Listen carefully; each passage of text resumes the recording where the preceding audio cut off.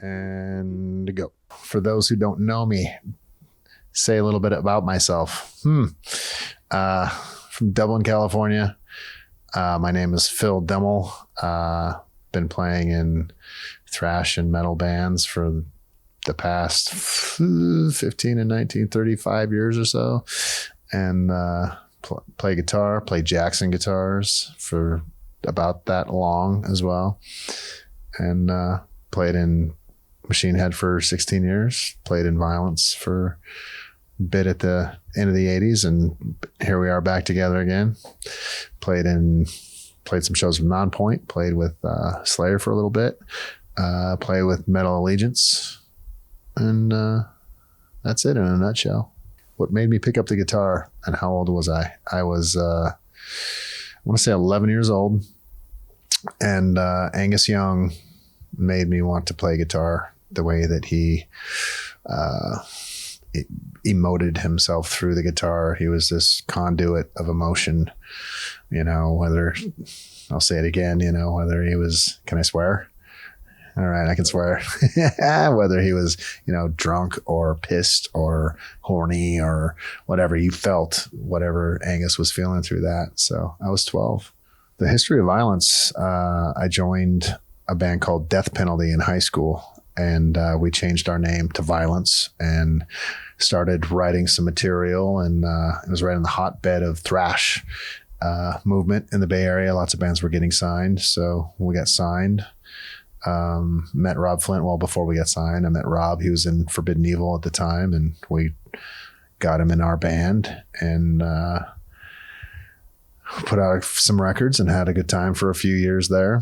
He split off and formed Machine Head, and eventually they needed a guitar player, and I loved Machine Head, so joined up with them. Well, it wasn't. How was the transition from Vio-lence into Machine Head? There was a couple bands in between there. I was when Vio-lence ended, the four of us remained. The singer quit, so I took over the vocals, and we became a 4-piece, and basically became a Machine Head wannabe band, and got into the groove. And we love Pantera, and we love Prong and bands like that. And but then that ended. I was in a band called Technocracy for a minute with some friends of mine, and we were kind of like Tool meets Fear Factory, and it's like 1999, so it's there's some sequencing going on, and there's some stupid haircuts and bad clothing choices, and but then so going from Technocracy into Machine Head, which is what I did, and Vio-lence got back together at that point. So I guess I did go from Vio-lence into Machine Head. From a playing standpoint, it's a lot different because Vio-lence is super fast picking, and Machine Head has those elements, but not mainly those elements. So it was more of muting and playing things the same. Rob has a lot of dynamics in his playing, really awesome, amazing rhythm player. So be able to match that and sound full. It's more of instead of just blasting, there has to be a lot of dynamics with your right hand as well. So it's hard to match what he does. He's fucking good. Call him the general. I never called him the general. Oh, he did. Yeah, he did. Right. Well, other people call him that. Yeah. I had quit Machine Head, and the singer Sean Killian from Vio-lence had gone through stage 4 liver cancer, and there's a bunch of support for him in the Bay Area, lots of benefits going on. And I did me and Ray Vegas from Vio-lence did a golf tournament charity for him, and he came to it and was really sickly looking. He was really gaunt and bloated, and it was shocking, really shocking to see. And I thought that after that, it might be the last time I'd see him.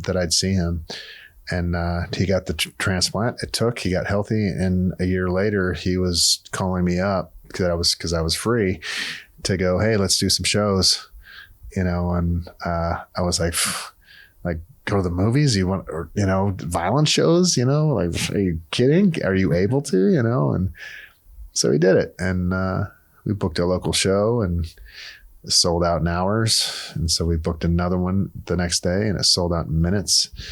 And it's been a cool little ride that we're doing together. We did one show.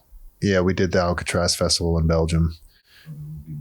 There will be more. We're booked to play Bloodstock next year and probably do a couple more things over here. So, but the festival last year was our first time ever playing in Vio-lence, playing in Europe. So it was cool for those guys to get that chance to come over and have some fun in that sense. Any new recordings with Vio-lence? Yeah, I've got some riffs laying around, and I don't know if we're going to do a record, but we're going to do probably some tunes. I don't know a lot of people that listen to a record all the way through anymore. You know, I don't. But you know, I'm going to assume, yeah, I think that way. So everybody thinks that way. But no, I would like to, you know, do some new songs with them at some point. How did I end up in the current lineup of Hail? I had played with Hail in 2010. I want to say I did a show with Portnoy and Tim Ripper and Ellefson. And so I was familiar with the tour manager and the guy who puts the lineups together. And we'd always talked about doing something again. And you know, that this tour came up and he reached out. So it's pretty cool. Me and Zat, you know, who we grew up playing music together. This will be our first time touring together through all those years. We've never toured together before. So James Lomenzo, you know, legendary bass player, somebody that I've done lots of little jammy things with, and, you know, one of the nicest dudes and can play anything. He sings awesome, just a great musician. And Chris Adler, you know, first thing he's doing since he left Lamb of God. So we're gonna play some cover tunes, and it's gonna be a lot of fun, and go to crazy places like Bahrain and Lebanon and Dubai and Kyrgyzstan and Kazakhstan and all the stands. And, you know, what song am I looking forward to playing with Hail? You know, I can't really divulge too much of the set list, but we're doing a Megadeth tune called Tornado of Souls.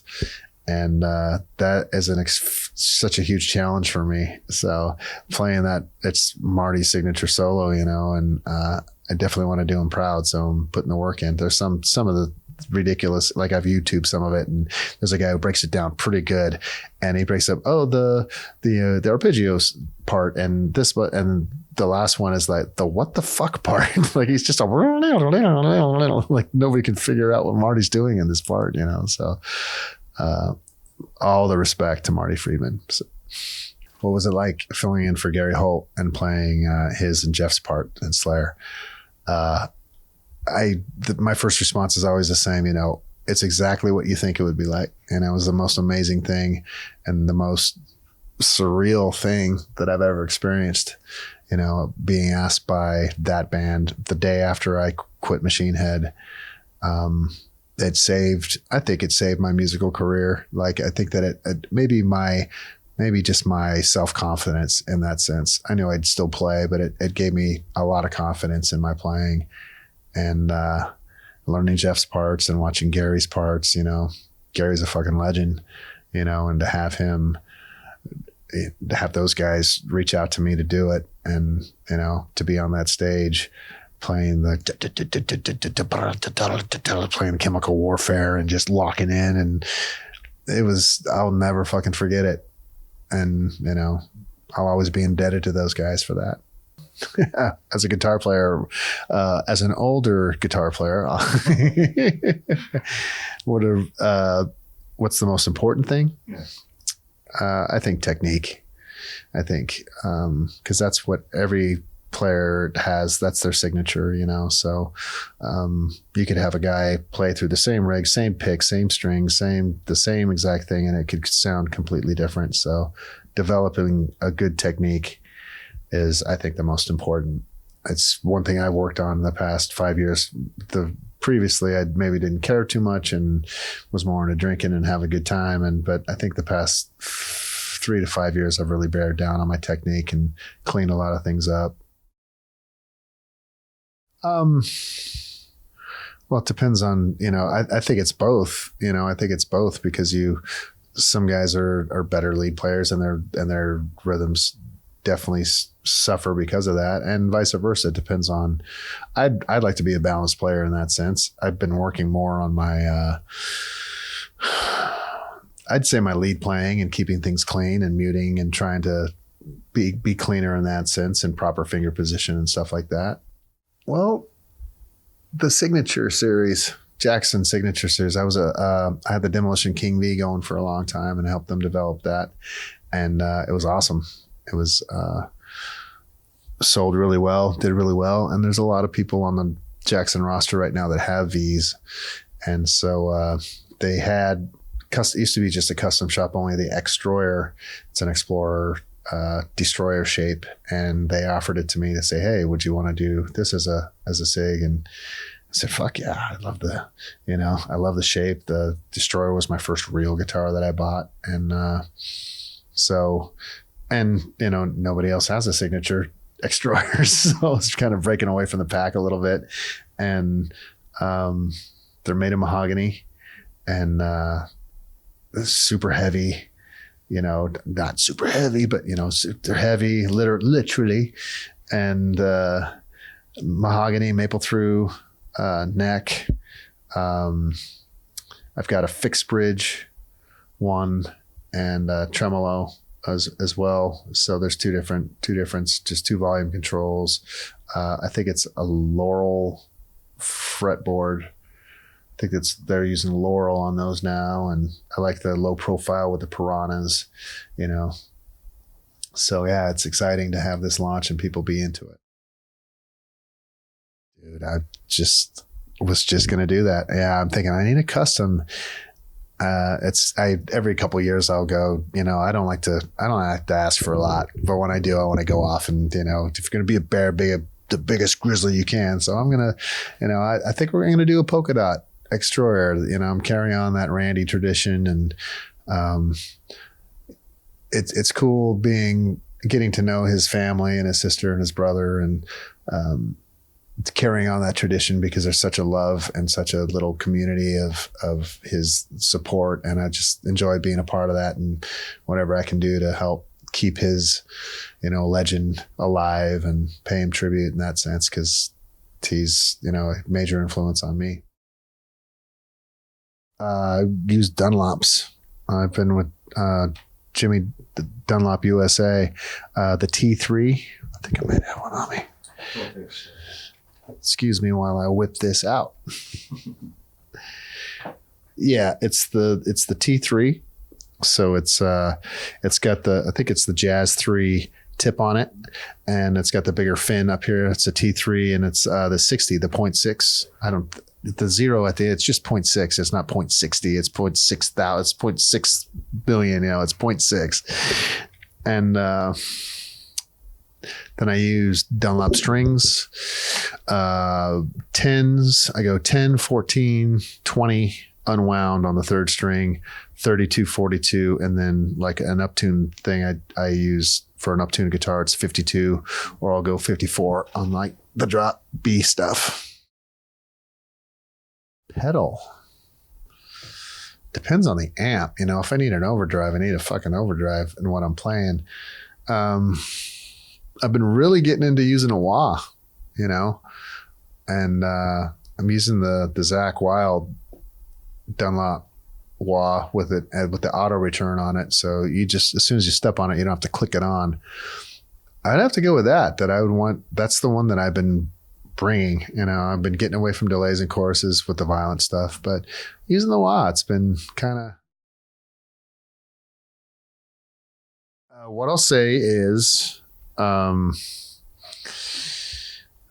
we did a record. It's not a project, Mike Portnoy would want me to say, and I agree, it's not a project. It was a record that some friends got together and jammed, and we recorded it. It's a snapshot of these four dudes in time, and it's getting mixed right now. So we'll probably do some sort of announcement within the next couple months, and it'll be out probably early next year. And it was super cool. It was the first time I'd tracked rhythms in like 13 years. in Machine Head, Rob was tracking all the rhythms after the blackening, or pretty much during the blackening on. And it was exciting for me to be able to be the only guitar player and track the rhythms and do all the solos. And yeah, I can't talk too much about it because it's still kind of under wraps. So, but it's exciting to be able to jam with Portnoy and Blitz, and Mark Mingy's fucking awesome on the bass. I didn't really, know it until we were doing the things that we're doing. I can't talk about what they were doing, but and Mingy killed it on it. So it was pretty rad playing with those dudes. Non-friends.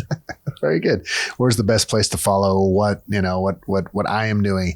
I'm most active on my Instagram, which is just at Phil Demmel, PhilDemmel. And that's where I put most of my updates and what I'm doing on that. I've got a public Facebook under Phil Demmel, and it's, if you see me punching myself in the head, then that's the public one. The private one is just for my friends and family. And I got a Twitter as well that I am not as active as the Instagram. Instagram's the one. All right. Thank you guys so much for having me and giving me the opportunity to come out and play for y'all. It was awesome.